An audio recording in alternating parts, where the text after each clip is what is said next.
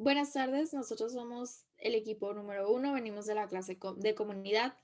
Los integrantes del equipo son Abril García, Amy Saloma y su servidora Fernanda Esparza.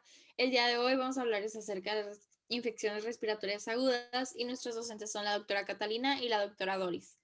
Bueno, la definición de las infecciones respiratorias agudas es que son enfermedades que afectan desde oídos, nariz, garganta hasta los pulmones y generalmente se autolimita, es decir, que no requiere antibióticos para curarlas y no suelen durar más de 15 días.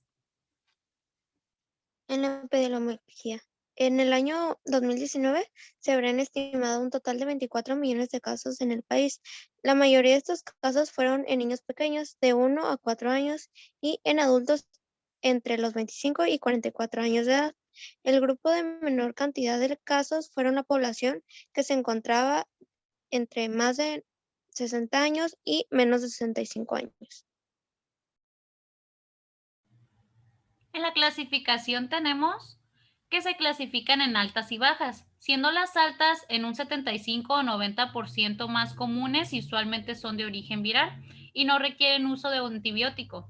Estas mismas se van a clasificar en sin neumonía, con neumonía y con neumonía grave, siendo las que son sin neumonías presentan un tos, escurrimiento nasal, faringe purulenta, fiebre, dolor de oídos, escurrimiento de secreción de por oídos, dificultad al hablar y dolor al tragar. En las que son con neumonías, a estos mismos signos y síntomas se les va a agregar una respiración rápida o acelerada, y las que son con una neumonía grave se le va a agregar una mayor dificultad respiratoria, tirajes y una cianosis o color o apariencia azulada, al igual que hipotermia en menores de 2 meses.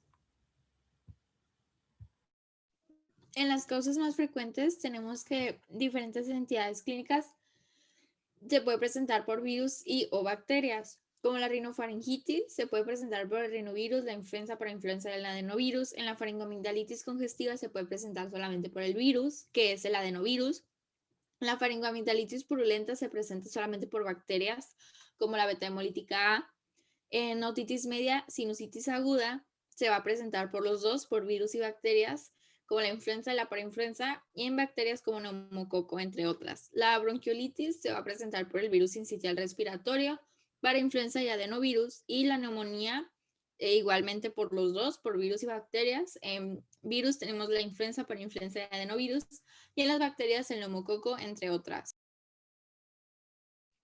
El modo de transmisión. Estos se transmiten de persona a persona por medio de gotitas de saliva que expulsamos al toser o estornudar, o por el contacto con superficies contaminadas, como por ejemplo las manijas de las puertas, los barandales, las mesas o los escritorios.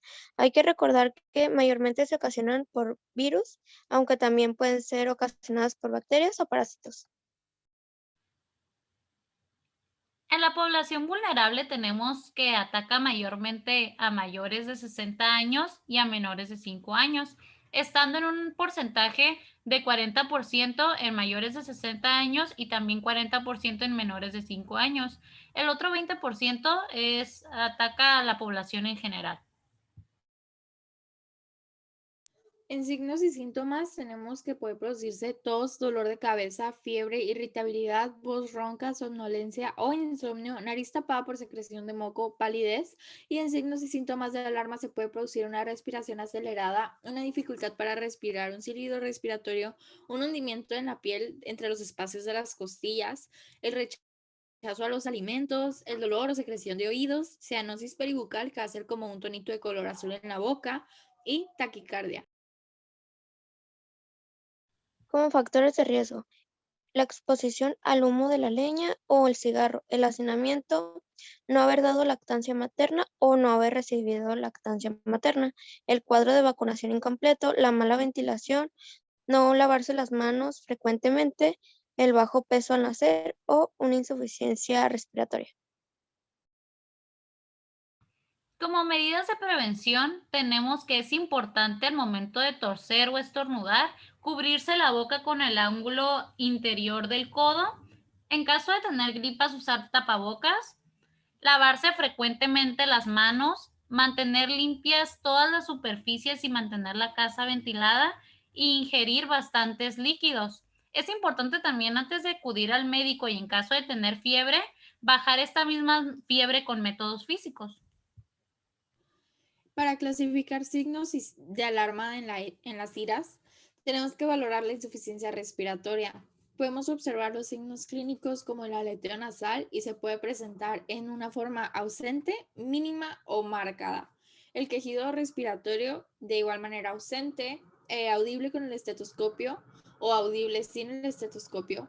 El tiraje intercostal ausente, apenas visible o marcada. La retracción external sin retracción, apenas visible o marcada, y disociación toracoabdominal sincronizado, en retraso, tener retraso en la inspiración o bamboleo. En el fomento a la salud, lo más importante es guardar reposo en casa, beber bastantes líquidos, comer y beber alimentos ricos en vitamina A y C, mantener bien ventiladas las habitaciones del hogar, el control de malestares generales y tomar tratamiento según indique el médico, evitar el contacto con personas infectadas o aislarse para evitar contagios, el uso de cubrebocas y al toser y estornudar, taparse la boca con el ángulo interior del codo. Y bueno, esperando que les haya quedado claro, eso sería todo por nuestra parte. Que tengan un excelente día.